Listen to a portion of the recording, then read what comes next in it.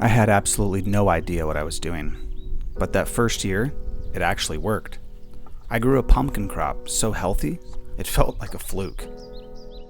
It seemed like everyone was talking about moving to the country and starting a farm when the world flipped upside down in 2020. Oh, shit! Well, I was one of those people. After visiting a friend who's a wheat farmer and seeing what life was really like out here in the middle of nowhere, good old Americana farm country, I knew this was the place for me, and I knew the time was now. Moving out to the country gave me a green thumb itch. I wanted to grow something, and not just a garden, but provide something for the community. Then, Jessie Ann planted a seed in my head. Why don't you put some pumpkins on the other side of the creek? Once the idea took hold, I couldn't shake it. I spent hours mowing that field, and I can't tell you how satisfying that was. Reclaiming the land, getting outside, working on the farm, it was everything I hoped it'd be. All right, here we go. We got about 100 pumpkin starts that we made over here in the garden. Punching in 10 holes and then mixing it with peat moss and then planting our pumpkin starters. Well, we did it. We planted our pumpkin patch in a beautiful end of the day as I water them. I was so motivated and enjoying my new life on the farm that I found time to even throw in a row of sunflower seeds because, well, it was worth it. Sunflowers, sunsets, and pumpkin patches. Gonna be a lot of pumpkins right there.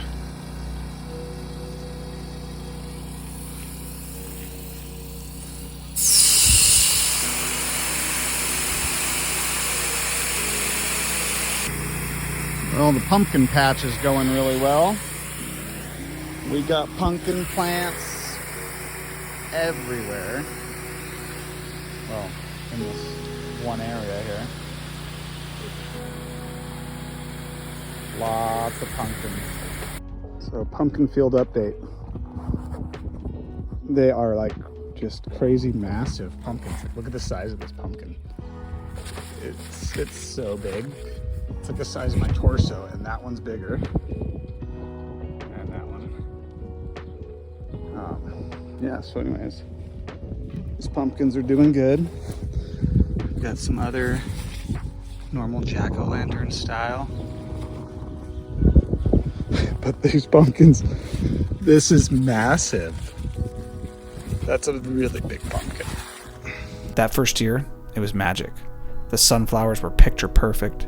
The pumpkins flourished in every shape and color. But we didn't want to just sell them. We wanted to make a memory. Well, our little small town pumpkin sales going good. A lot of them were sold. I just reorganized them. So I'm going to take all these pumpkins here and a few more of the big ones and lace them throughout downtown St. John. It's going to look super cool. For the first time, I didn't feel like the new guy from the city. I felt like I belonged. We even started a pumpkin carving contest and announced a pumpkin catapult launch for the next year. We were all in. We felt like little mini pumpkin farmers now. But the honeymoon ended with the winter. And the winters here were much colder than I was used to, and that had its own difficulties. But sure enough, spring came, and while the real farmers were out there on their tractors, I was drowning. My day job was demanding more of me than ever. I was traveling, working, and watching the calendar slip away. The catapult sat unbuilt. The field sat unmowed. I was desperate to get back to that feeling of grounding with the soil. So I got in gear and rushed it. This time, 120 starters. Used all the pots.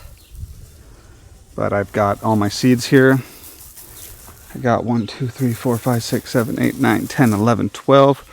1, 2, 3, 4, 5, 6, 72 of these ready to go. They will be transferred into here to join all these buggers. All the time I had left in my day went to the pumpkin farm, tilling and planting.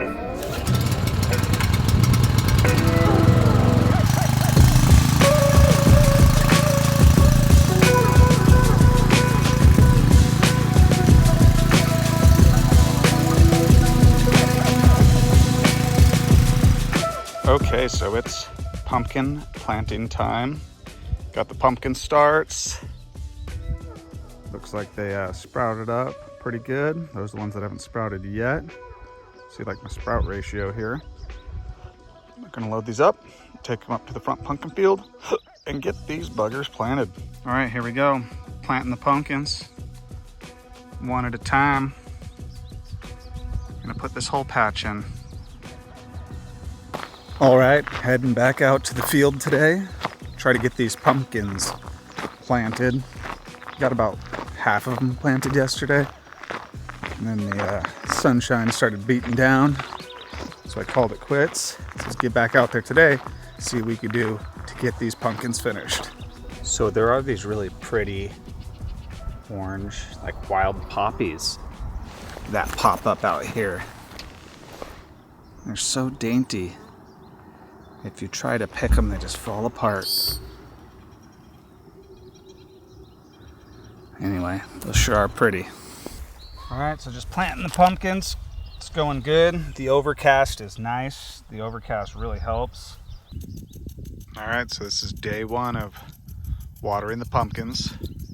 So it's May 30th.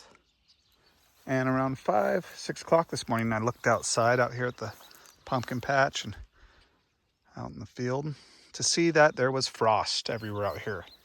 And my pumpkin starters, like, disintegrated into the frost.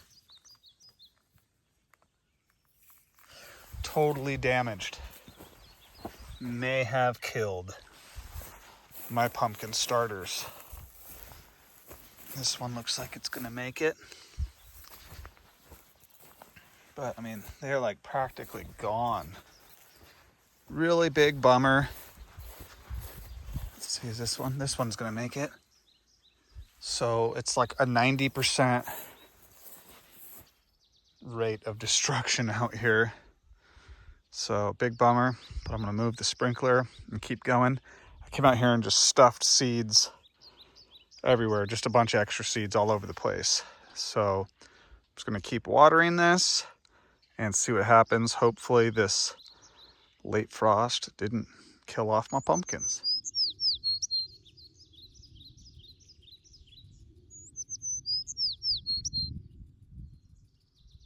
So an update for the pumpkins. It's mid-July. We've had 100 degrees for about the last 5-6 days. Tomorrow is probably gonna be the hottest of them all. Supposed to hit 107. Just came out this morning, weed eated all the way around all the pumpkins. Some of them are getting weak in the sunshine. Not that substantial, some of them. But we'll see what happens as time goes on, how big these plants are going to grow, and if I'm going to get a healthy crop this year or not. Sure hope I do. Okay, so here's an update on the pumpkins. They're not doing too well. I mean, this time last year, this was booming full of pumpkins.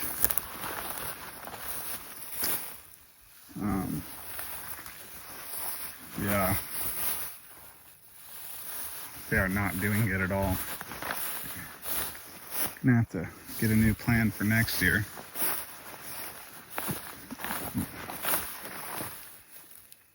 Poor pumpkins. Alright, well, we got a couple.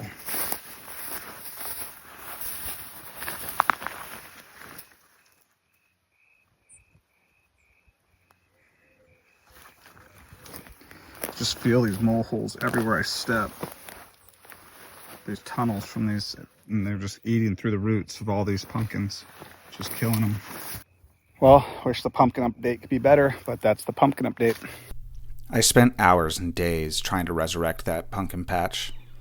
Between the watering problems, the weather, and my busy work schedule, it was looking like that pumpkin patch was not going to happen. We were going to need to source pumpkins from outside just to keep our little town's tradition alive. And when the winter came, cold and bitter, that just killed the motivation even more. But that didn't stop me. I was still inspired inside, and I was still going to try again. I wanted to have another successful pumpkin patch. So today we are trying to plant 100 pumpkins because I have decided that I'm going to do the pumpkin patch this year. So here we go. I'm going to plant all these pumpkins and just put a variety of different kind in here, and we're going to see what happens. Hi. What are you doing? All right, so we got a whole mess of pumpkins planted here. I don't even know how many. Let me actually count. 1, 2, 3, 4, 5, 6, 7, 8, 9, 10, 11, 12, 13, 14, 15, 16, 17, 18, 19, 20, 21, 22. Okay, 110 pumpkins planted. So let's see if I can get these things sprouted. I'm gonna cover them up with a little shade cloth and try to keep them wet. And then hopefully by the second week of June, we can have these in the ground. And hopefully we'll have a crop of pumpkins by the week or two before Halloween.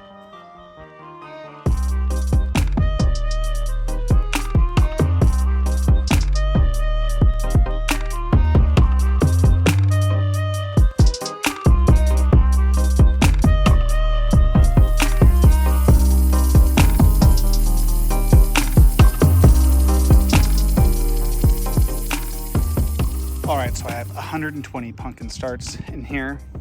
So 5 different varieties. Let's see how long it will take them to sprout, and let's see if I got them in early enough to get a pumpkin crop.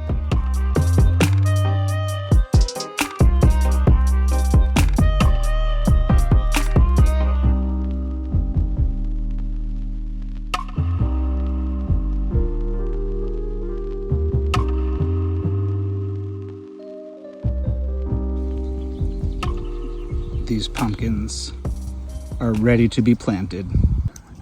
All right, so here we go. Operation Plant a Pumpkin continues. I got the final pumpkin starters here for my last 2 rows of pumpkins. Yeah, there were some issues. Quite a few of them were not working, weren't dripping. And I lost, I think 3 pumpkin plants were just gone. Just totally burnt up or shriveled up or just disappeared. All right, so I am now going through and checking all of my drip line to make sure it's getting everything wet enough. So far I found a few that are not getting wet enough, that are not spraying enough. So, oh, look at that, look at that. I don't know if you can see that water spraying up. That's got enough spray. I mean, it's not crushing it or anything, but so just a few of these are just barely dripping that need to be tuned up. So I'm gonna go through and get them tuned up and make sure all these pumpkins are happy. We put drip line in this time and just drilled holes. That's where it's just kind of peeing out the water. Pumpkins are taking. That's good. Some of them got a little bit stressed out. We had some 90-degree days.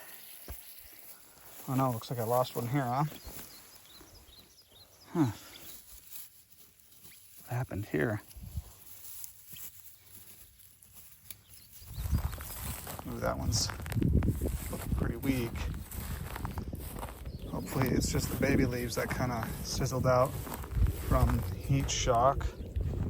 Oh no, this is a problem. Last year, the moles, I swear, any plants that didn't get killed by the frost, because then I went back and just stuffed seeds straight in the ground and started them straight from seed. The moles came through and devastated whatever crop I had left. I'm hoping they don't do that again. Dang, these moles. Yep, see that right there? See that little mole hole?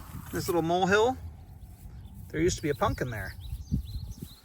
Not no more. those little buggers. Oh, there's another one, MIA. Oh, there it is over here. That's weird. All right, so, man, these mole holes are big. These butt heads. Missing one there, got to replace that. This is going to be a problem, these stinking moles, or whatever these things are. Got to replace that one there. I just hope it's not too late in the year. We'll find out. I worked hard that year on the pumpkin patch. I felt like from all my past experiences, I now had the right things set in place to get a great crop. But that's not what happened. The drip system stopped working. All the holes we just drilled or stabbed in the lines just kind of closed up, and the moles kept eating the pumpkins, and they were just drying up and dying, and I didn't have the time to deal with it. And I just kind of lost that crop again, second year in a row. Looking back at all the effort and failed crops, I still feel like I won. I came here from the suburbs with a vision of living in the country, with farm animals, a garden, and a perfect little pumpkin patch. And I accomplished just that. Year 1 gave me confidence that I could tame the land. Year 2 gave me the reality check. It taught me that nature doesn't care about my day job or my travel schedule. It showed me that farming isn't just about putting a seed in the ground. It requires you to pay attention to things that are out of your control and learn how to work with them. It's kind of like farming is high-stakes gambling against the elements. I don't know exactly what next year looks like, but you could stick around to find out. This is Neff's Farm Life.